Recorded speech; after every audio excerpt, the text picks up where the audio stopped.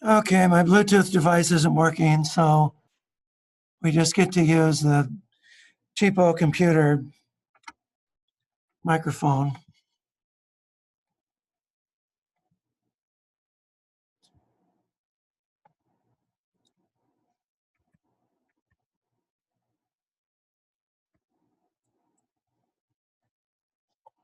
And you hear that all right?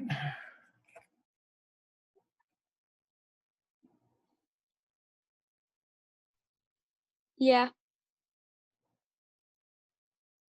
All right, then.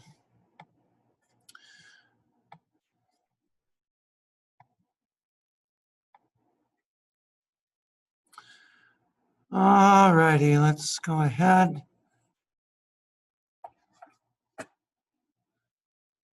And get started.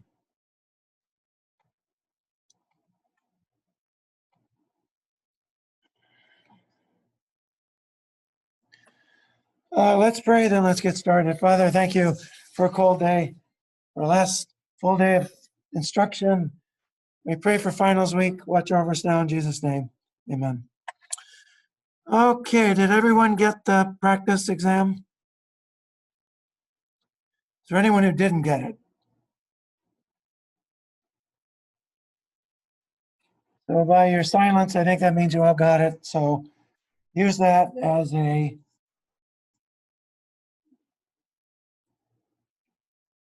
way to help you study. And the exam will be exactly that format. All right, then.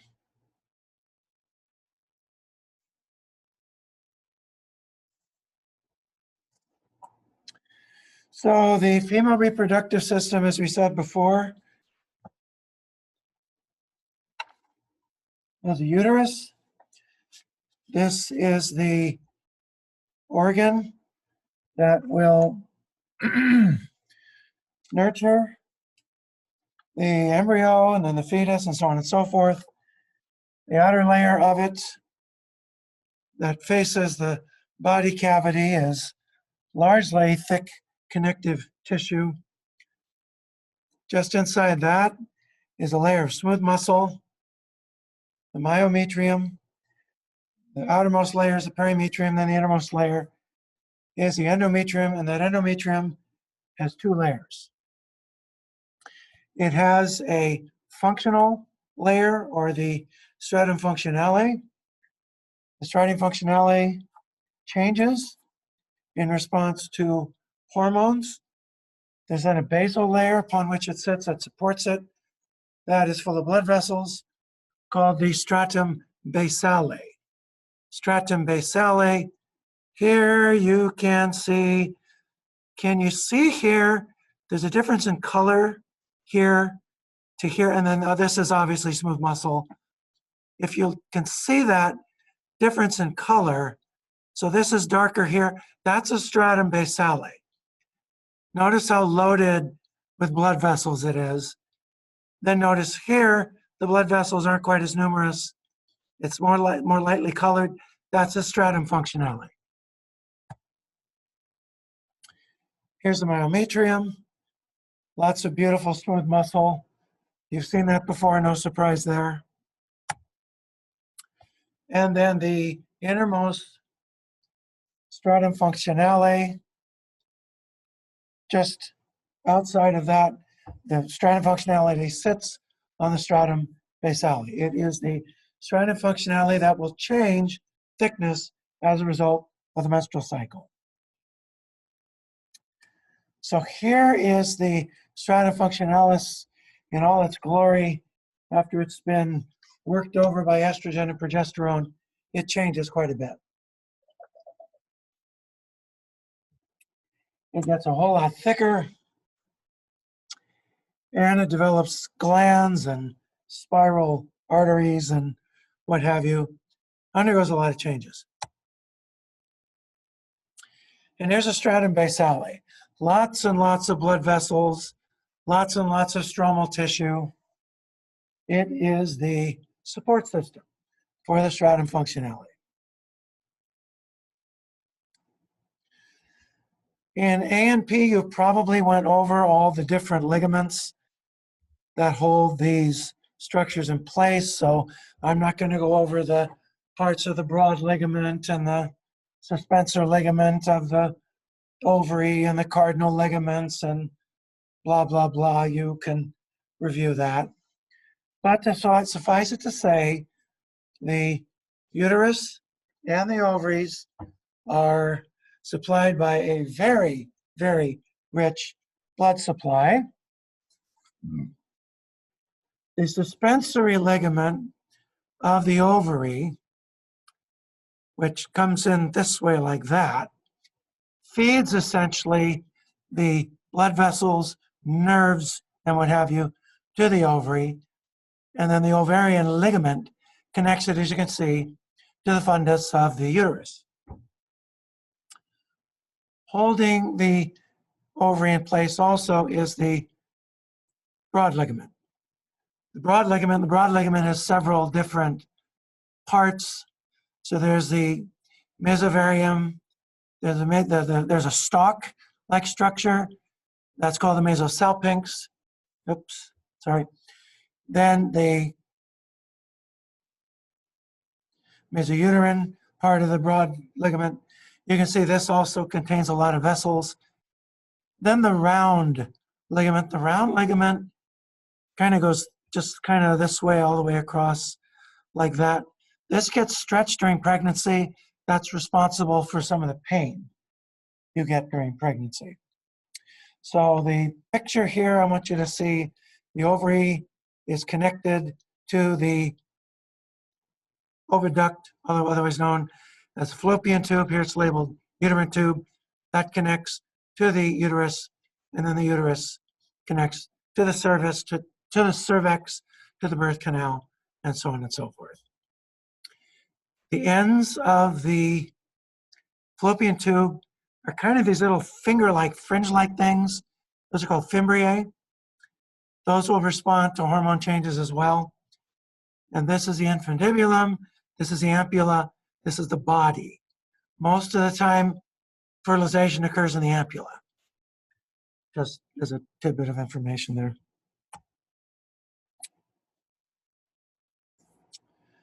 So if we get into the cervix is going to histologically change until it gets to the vagina.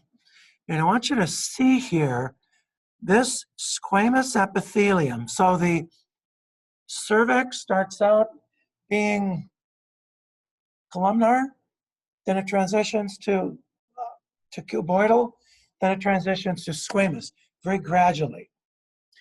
And the squamous cells are filled with glycogen. So when they get sloughed off, there are bacteria here, members of the lactic acid bacteria group, that will take that glycogen that was stored in these cells and will ferment it to lactic acid. That lowers the pH of the birth canal, that prevents the birth canal from suffering from certain types of vaginoses, vaginal diseases. And if you prevent the storage of glycogen through birth control pills or something like that, you're now going to be at higher risk for vaginal infections. So you can see the little black dots here. Those are those lovely glycogen granules being stored by these squamous cells. And then the cervix would be that direction this way. And the cervix makes a plug of mucus. That mucus is going to change its consistency in response to steroid hormones. Here's that transformational zone I told you about, where we go from the ectocervix is simple columnar, and then it transitions to this very beautiful squamous epithelium. So the vagina, uterus, fallopian tubes, those are the so-called accessory sex organs. Accessory sex organs. The actual gonads are the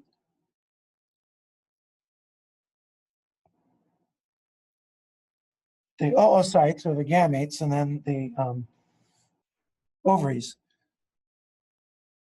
Yeah, oh, I kept saying, yeah, ovary, but that's wrong. No, that's ovaries. The actual ovaries are the actual gonads that house the gametes, the oocytes. Then externally, you have a set, two sets of so-called lips or labia. These form from the same tissue in the male that will form the scrotum, but they don't fuse in the female. So you have a minor lip, the labia minora, that is inside. The outer lip here, that's the outer lip here, that's the labia majorum. The erectile tissue here, which also is derived from the genital tubercle, which forms the penis in the male.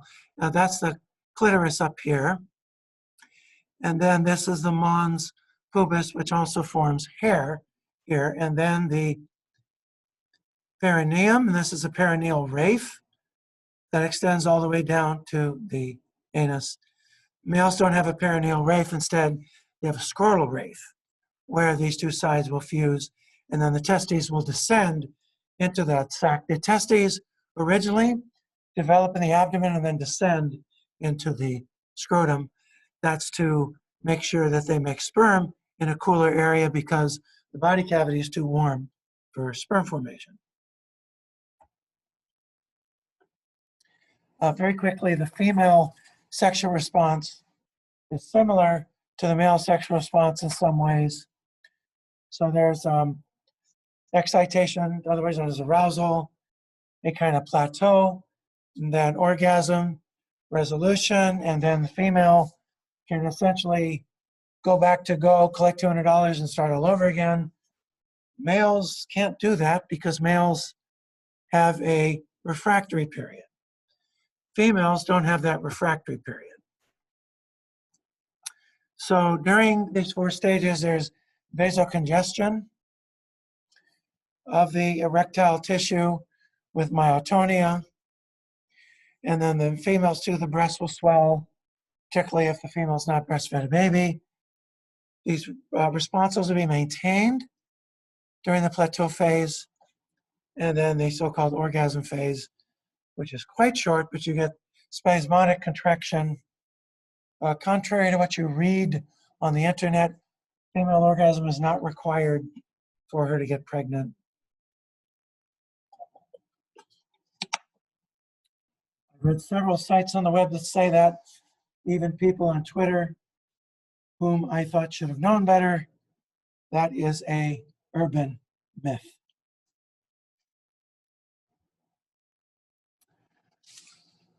So the germ cells are derived from primordial germ cells. During the 3rd week, and here's your primary umbilical vesicle, aka yolk sac. They're derived essentially from this green portion here.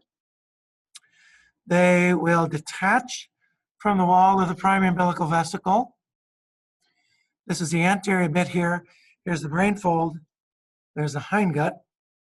So they will crawl into the hindgut. So they wander into the embryo between about the 4th and the 6th week of development. They move along the wall of the primary umbilical vesicle to the wall of the rectum. They then penetrate the wall of the rectum. They cross the dorsal mesentery. They colonize the the gonadal ridge. And during their journey, while still on the gonadal ridge, the primordial germ cells will divide by mitotic division. And then by 5 months of gestation, the gonads are developed enough for them to move into the gonads. So the embryonic ovaries by 5 months of gestation will contain between 5.5 to 7 million oogonia. Most of these are going to die before birth, but the remaining ones will begin meiosis. They'll enter meiosis 1 towards the end of gestation. Those surviving oogonia are called primary oocytes. Primary oocytes. Meiosis will be arrested in prophase of M1. Prophase of M1.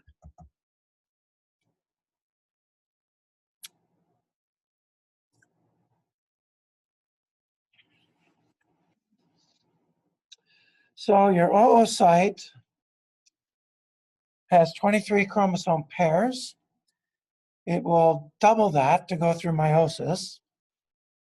When it completes the first meiotic division, this is an unequal division. Most of the cytoplasm will stay with one cell. The other cell will extrude one nucleus, but it's very, very small amounts of cytoplasm. That's called a polar body. A polar body. And then if the oocyte is fertilized and it completes meiosis 2, it sheds the second polar body.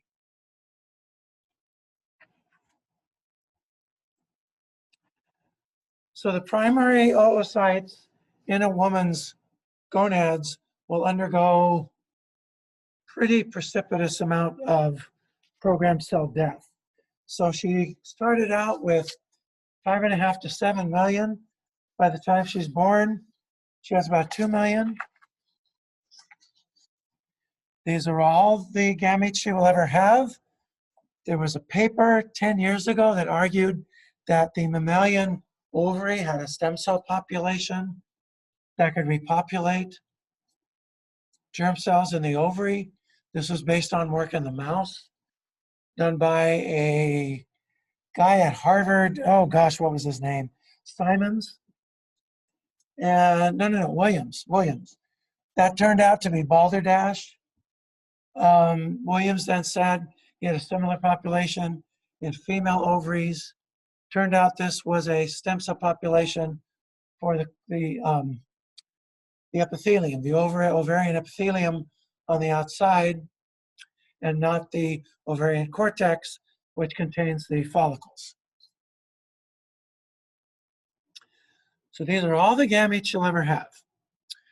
By the time the primary oocyte is then contained within a hollow ball of cells called an ovarian follicle, there will be an even greater die-off. By the time the woman reaches puberty, her number of primary oocytes has been reduced to about 400,000.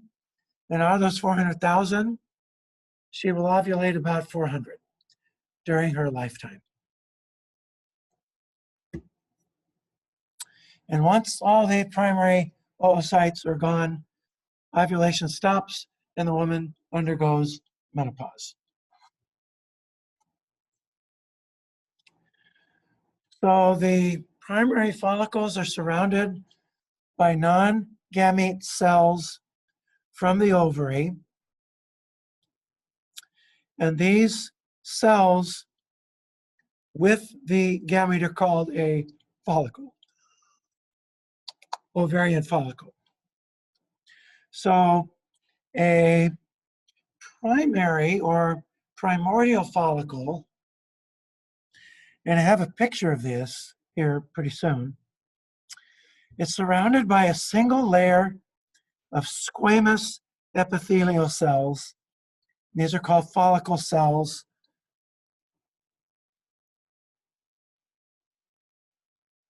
And they look exactly like this. Flat, squamous, single layer. And this very often is called a primordial follicle. This has not yet responded to gonadotropins. Once this follicle responds to follicle stimulating hormone, Number one, the primary oocyte will enlarge, and the follicle cells will now go from squamous to cuboidal. And now they're called granulosa cells, like this. Just like that. Now, can you also see, I hope you can see this. Let me get my highlighter here. Can you see there's a layer of flat cells here on the outside? You can see this here, here, here. Let me just draw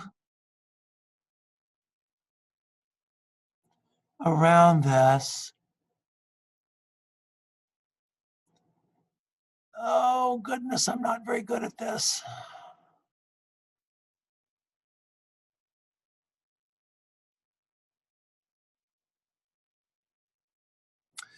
Those are called thecal cells, T-H-E-C-A-L, thecal cells. There are gap junctions amongst these granulosa cells and the oocyte. The granulosa cells will pass glucose, amino acids, small messenger RNAs, and other types of molecules to the oocyte. And in response to follicle stimulating hormone, those cells will also start to divide. And now we'll use smart art to show you how this works.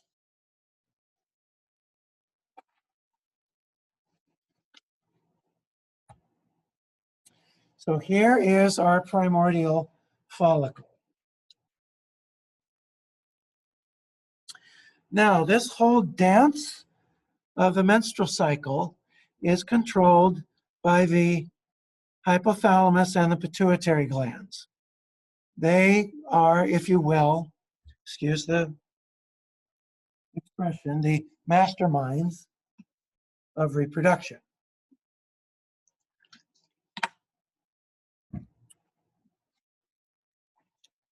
So the hypothalamus will secrete gonadotropin-releasing hormone, and that will cause the nearby anterior lobe of the pituitary to release gonadotropins, follicle-stimulating hormone, and luteinizing hormone.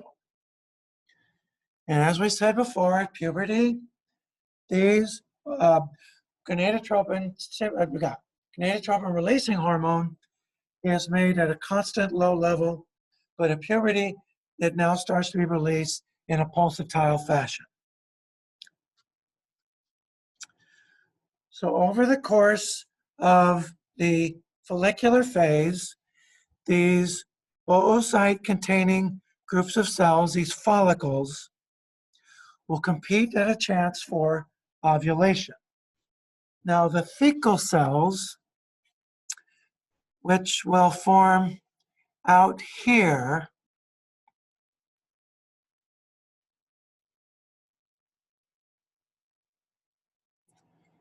yeah, I was never very good at coloring when I was a kid, and I'm still not very good at it. So these layers of thecal cells out here, these cells, they're going to respond to luteinizing hormone.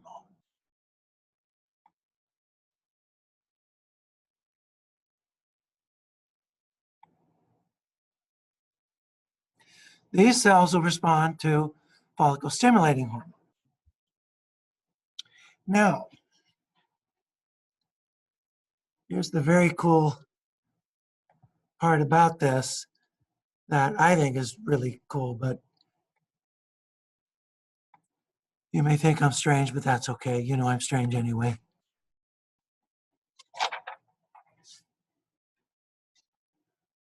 Focus. Now, in response to cholesterol, these thecal cells are going to take cholesterol and they're going to convert it to an androgen. This is actually an androgen.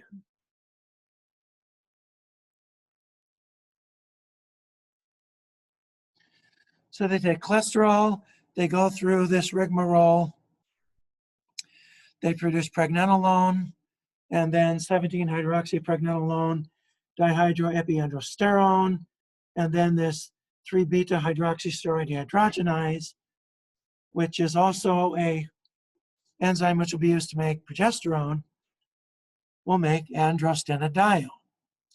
As we said, that's an androgen. This is the thecal cells. They do this in response to luteinizing hormone. Then, in response to follicle-stimulating hormone, the granulosa cells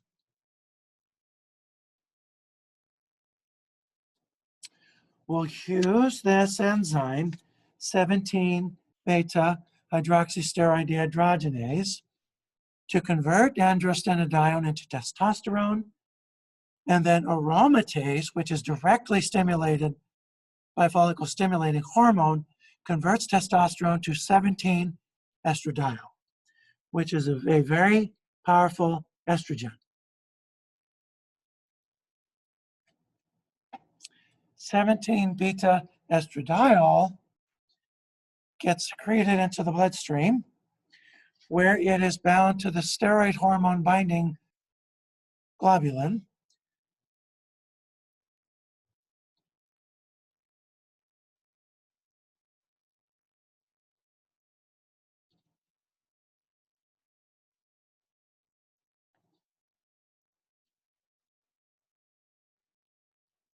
And now it is passed through the bloodstream. This is meant to be a blood vessel. Yes, it's in green. I should have done it in red, but hey, sue me. This then estrogen will be distributed throughout the body. It will have profound effects on the uterus and vagina and on the bones and on fat distribution and so on and so forth. So the thecal cells actually make a androgen. Granulosa cells, in response to follicle-stimulating hormone, convert that into an estrogen, which has profound effects on the body. And you might be aware of a condition called polycystic ovary disease. In polycystic ovary disease, you get empty follicles that have follicle cells that make lots of androgens, and that can cause the growth of facial hair, that can cause weight gain, so on and so forth, because you don't have conversion of the androstenedione into the estrogen.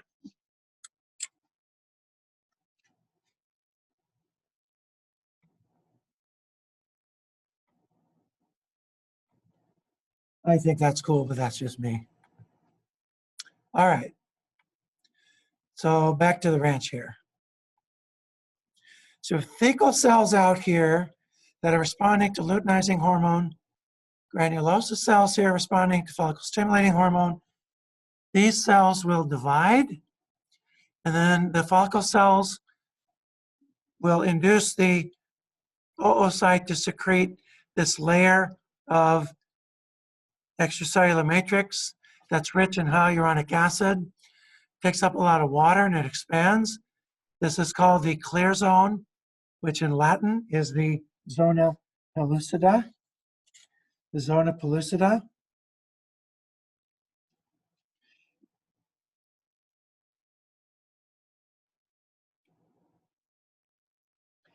And the granulosa cells now become multi-layered.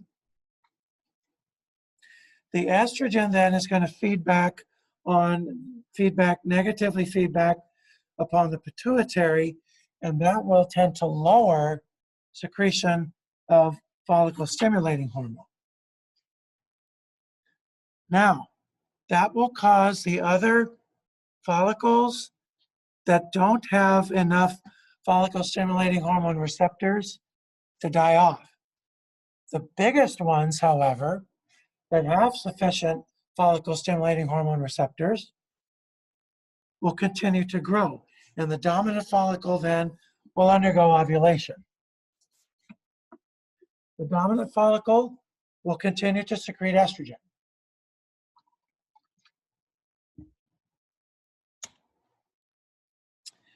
And those rising estrogen levels then will eventually make the pituitary more responsive to the pulsatile activity of gonadotropin releasing hormone from the hypothalamus.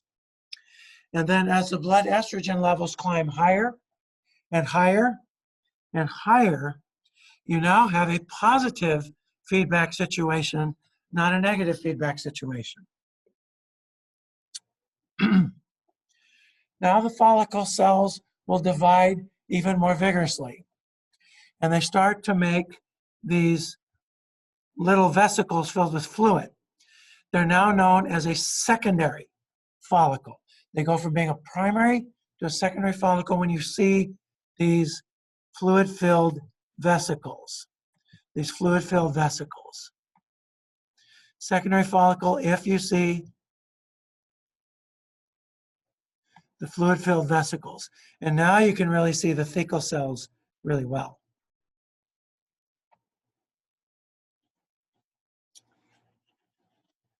Eventually, those fluid-filled vesicles are going to fuse. They fuse, and then you have a little cushion of follicle cells that surrounds the oocyte. This is called the cumulus oophorus. Here it says the cumulus mass. Cumulus oophorus means the egg-bearing cloud. The egg-bearing cloud. This is now called a mature or Graafian follicle. A mature or Graafian follicle, and this large fluid-filled vesicle is called an antrum. When you see an antrum, you have a Graafian follicle.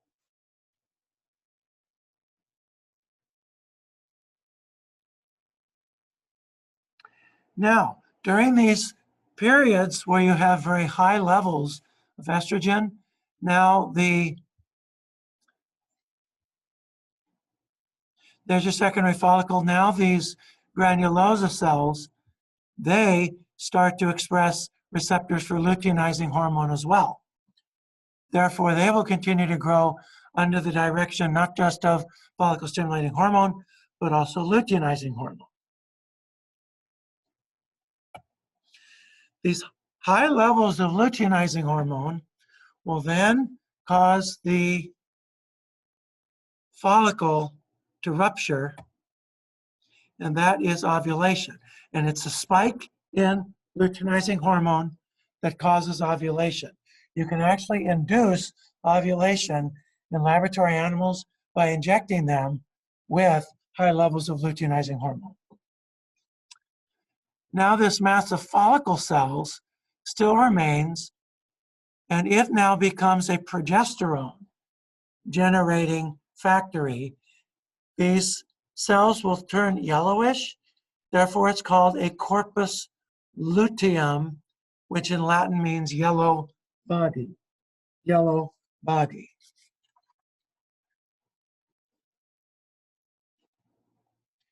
And now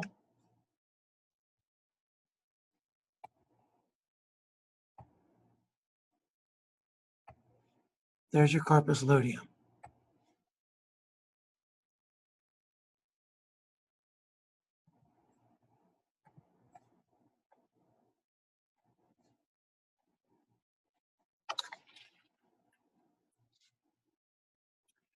And now during this period after ovulation, the luteinized thecal cells will keep secreting androstenedione.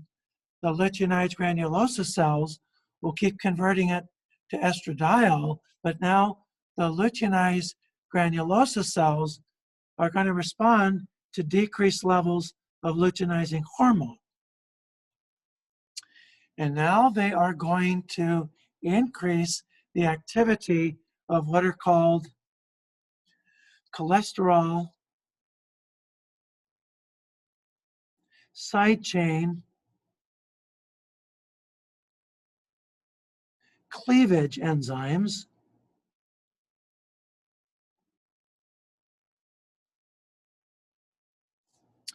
And this is given a merciful abbreviation of P450cc. P450cc will convert cholesterol to pregnenolone, and then this enzyme, 3-beta-hydroxysteroid dehydrogenase, which is around anyway, converts it into progesterone. And so now these cells that are left in the ovary now start making progesterone in addition to estradiol, but the thing they really make a lot of is progesterone.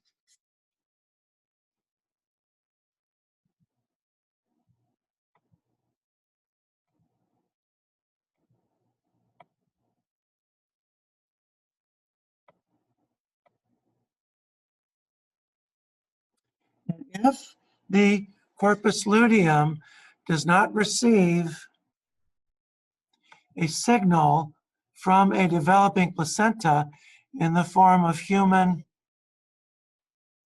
chorionic gonadotrophic hormone, it will degenerate into a white body called the corpus albicans, which in Latin just means white body.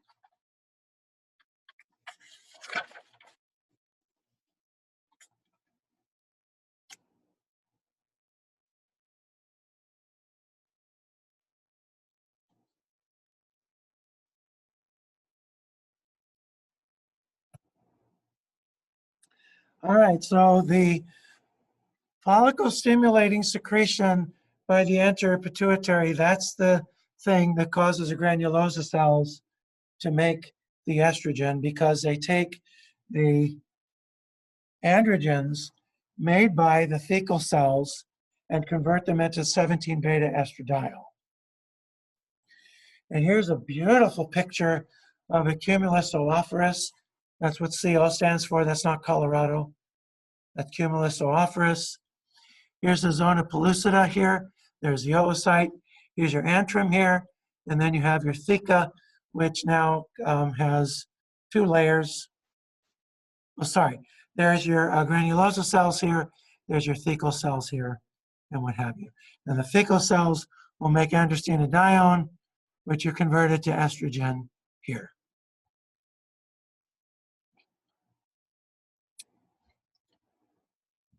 And that my silly little picture here to kind of show you how this works. Okay. Any questions about this before we move on?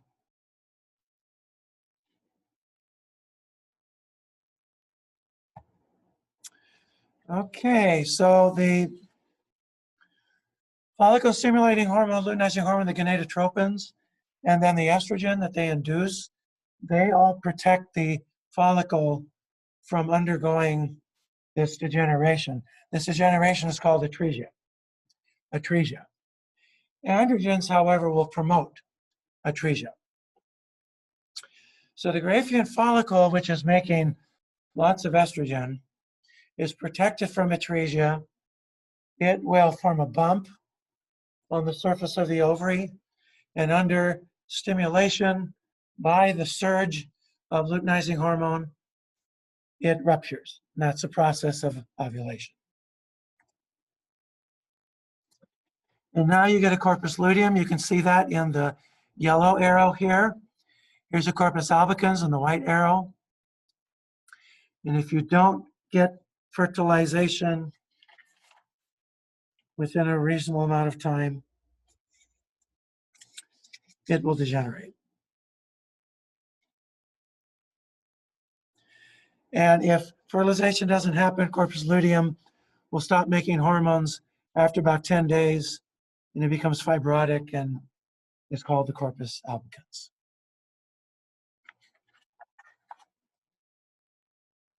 When blood estrogen levels reach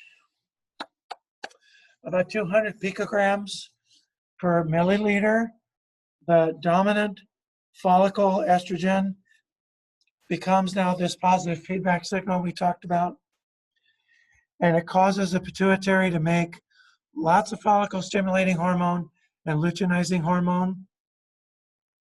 in response to gonadotropin releasing hormone. This large amount of estrogen also triggers the primary oocyte within the dominant follicle to complete meiosis I and head into meiosis II. It will then be arrested in metaphase of meiosis II.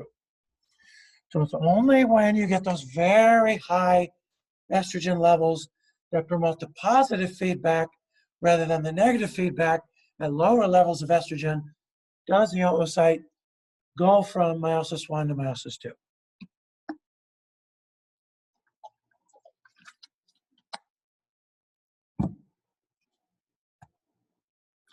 And here's a picture of a corpus albicans. And here's a picture of a corpus luteum. And when you see microsomal vesicles like this, that is usually evidence of high amounts of steroid production because the endoplasmic reticulum, smooth ER, will bud off these small little vesicles that contain lots of steroid production hormones, steroid production enzymes. These will make steroids, and then these smaller vesicles will bud from them, and they will then fuse with the plasma membrane, releasing steroids into the bloodstream and what have you. Really beautiful picture here showing the vacuolization that causes that to occur.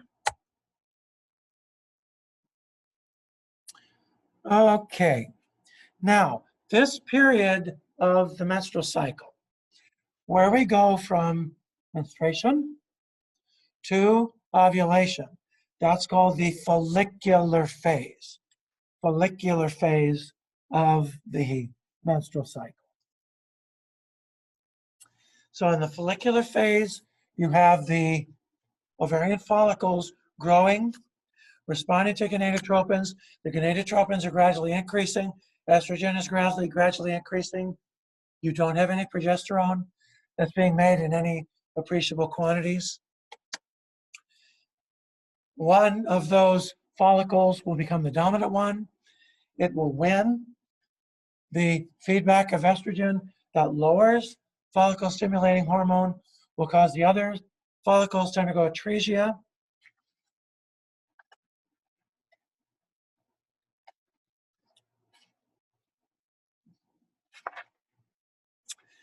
And then you also get the production of an inhibitor called inhibin. Inhibin, which is the same peptide that's made in males.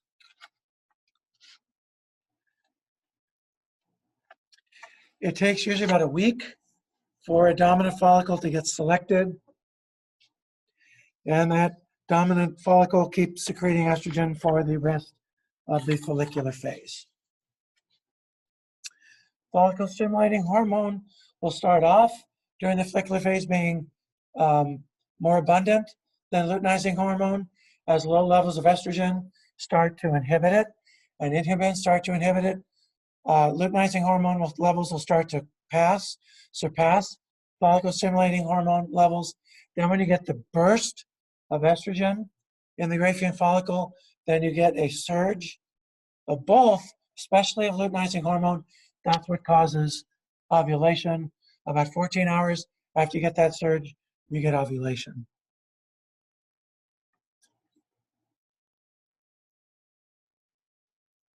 Which is what I said right here. And you can see this here with the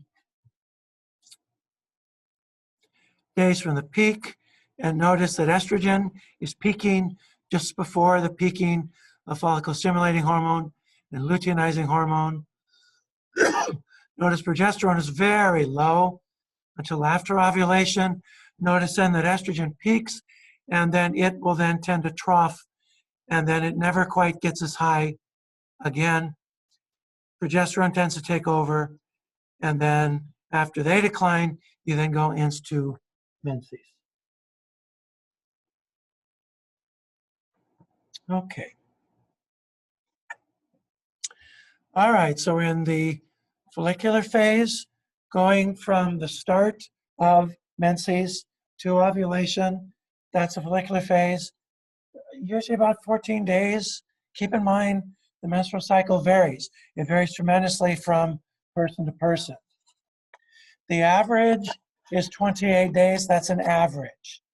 Menstrual cycle lengths can vary wildly from one person to another.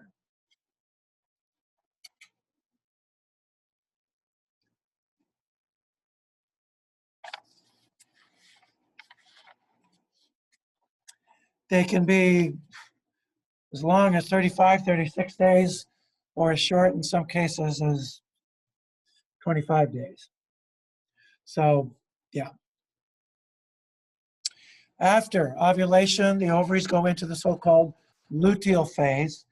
And these two phases of the ovaries, follicular phase, luteal phase, also track with the phases of the uterus. So the endometrium goes through the menstrual phase, then the proliferative phase. The menstrual and the proliferative phase track with the follicular phase, and the secretory phase that tracks with the luteal phase of the ovaries.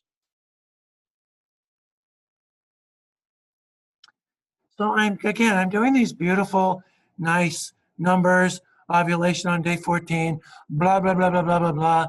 They vary. They vary from person to person. Some of you, particularly ladies who are athletes, who do a lot of aerobic exercise, runners, soccer players, things like that, you'll know that this exercise can delay this, sometimes delay it tremendously. Starvation can greatly delay this. So can certain medicines can greatly delay this, and blah, blah, blah. So this is very average. Don't think that, oh, you don't ovulate on day 14, you're a bloody weirdo and you have to go see your doctor. No. You ovulate on day 15, it's you. You ovulate on day 13, it's you. It varies from person to person. This is a rough average. So first day of bleeding, that's your menstrual period. You bleed 1 to 3/4 days-ish. And then you go into the proliferative phase in response to estrogen. You get proliferation of the stratum functionale. And then during the luteal phase, in response to progesterone, you will have the growth and elaboration of these spiral arteries. They're called spiral arteries because they not only grow into the stratum functionale, they start to spiral. They do this curlicue thing like this in these columns. And then you also get these elaboration of the glands. And those glands are going to make lots of this mucus.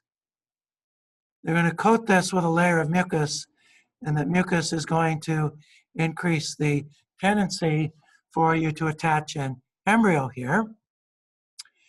And then these, as you can see, so you get the glands, you get this, so the differentiation of this tissue, that's under the direction of progesterone.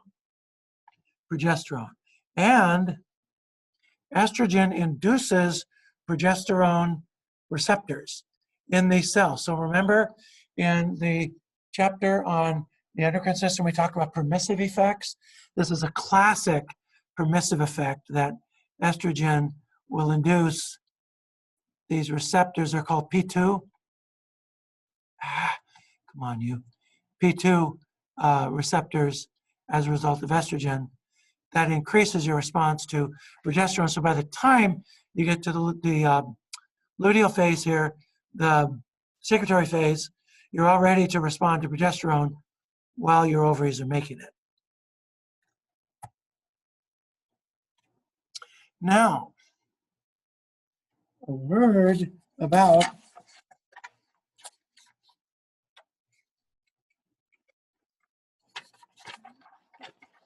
progesterone.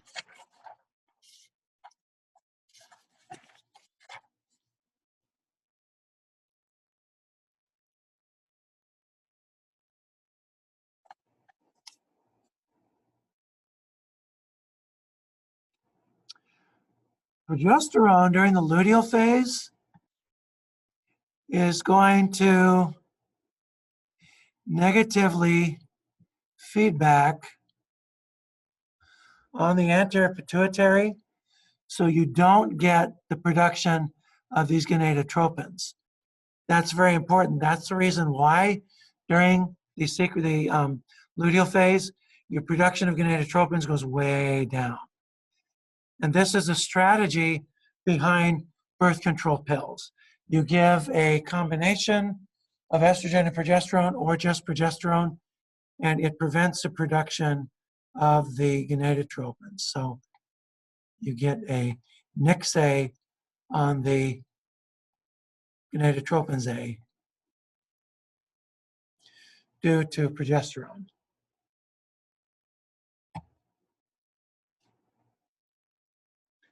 The menstruation lasts day 1, day 4, 4.5, 5-ish, something like that. You then have the follicular phase.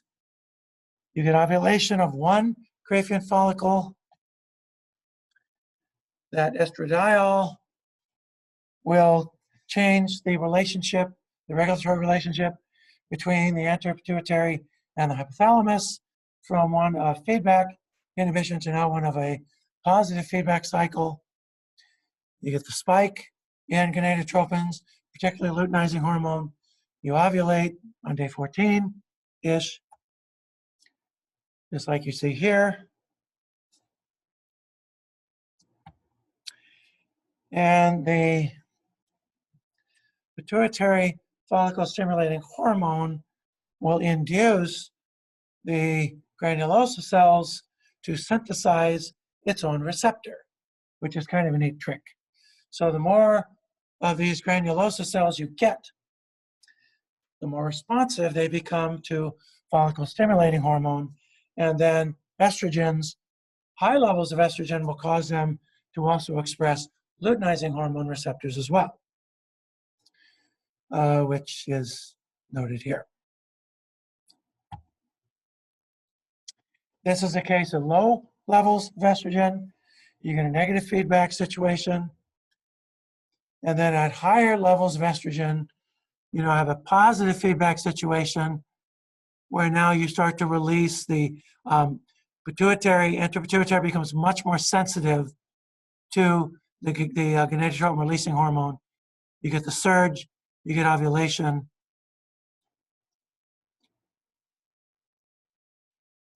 And then you get a drop in the production of estrogen. You get more progesterone. Progesterone now will decrease production of gonadotropins. And yeah, there you are.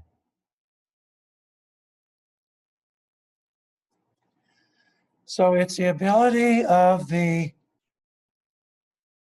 gonadotroph cells in the anterior pituitary to respond to gonadotropin releasing hormone that causes the surge in the gonadotropins that leads to ovulation.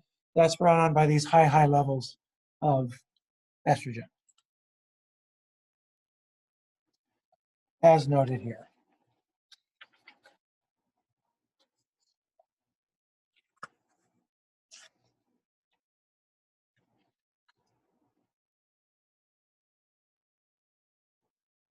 And the surge occurs about a day before ovulation. The surge reaches its peak about 16 hours or so before ovulation. And the surge leads to the rupture of the Graafian follicle and ovulation, which you see here. All right, so the estrogen is a mitogen. It promotes mitosis in the stratum functionale. To feed the stratum functionale, the blood vessels of the stratum basale will extend into the stratum functionale. Estrogen also produces the receptors for progesterone. And then progesterone will cause those spiral arteries to get big and beautiful and very twisted and spirally. here's the spiral arteries induced in the stratum functionale of the endometrium. And this here, that is a gland. That's a gland up there too. That's one there too. Let me, that's one of those glands. There's one too. They get really big as well in response to, here's another one, in response to progesterone as well. It's not just the spiral arteries. So after ovulation, now luteinizing hormone, follicle stimulating hormone levels will drop because now the corpus luteum now takes the cholesterol, starts to shift it to the synthesis of progesterone.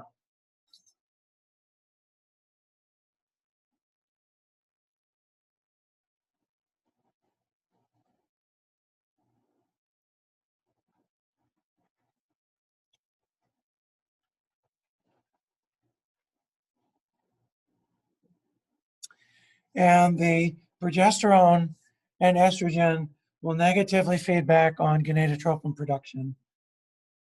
But progesterone will do lots of interesting things.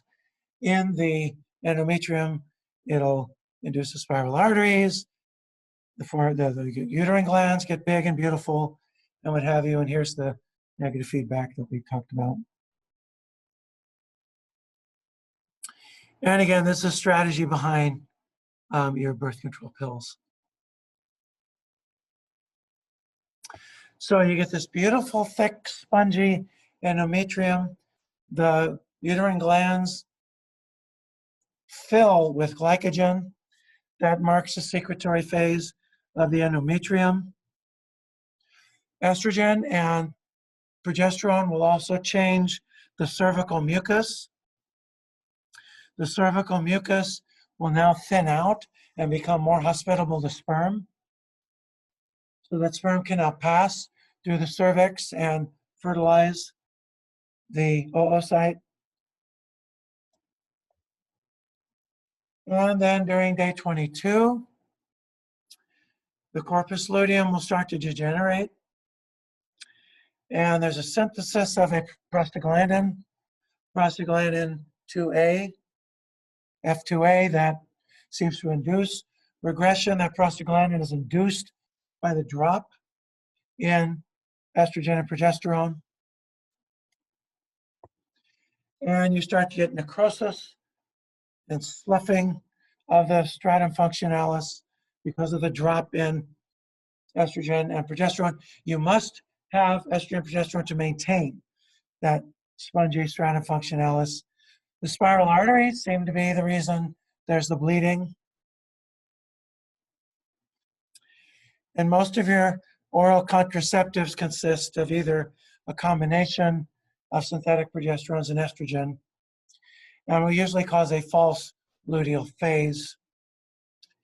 You take them for 3 weeks, and then the 4th week is a placebo, and then menstruation will occur.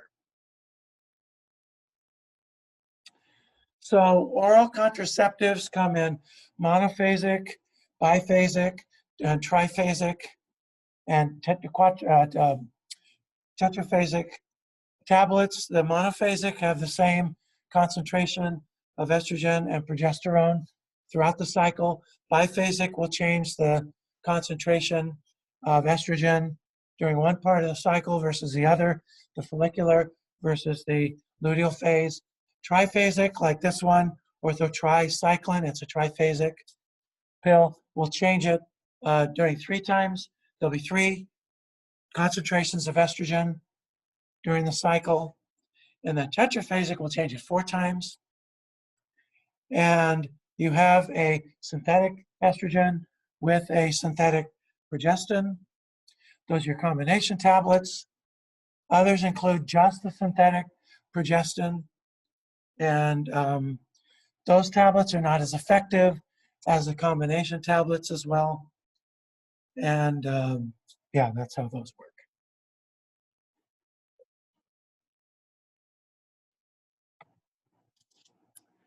And I don't have time to talk about pregnancy and labor, so that is going to get podcasted. probably today. So I will see you all on the day of the exam. So study hard, and I will see you then.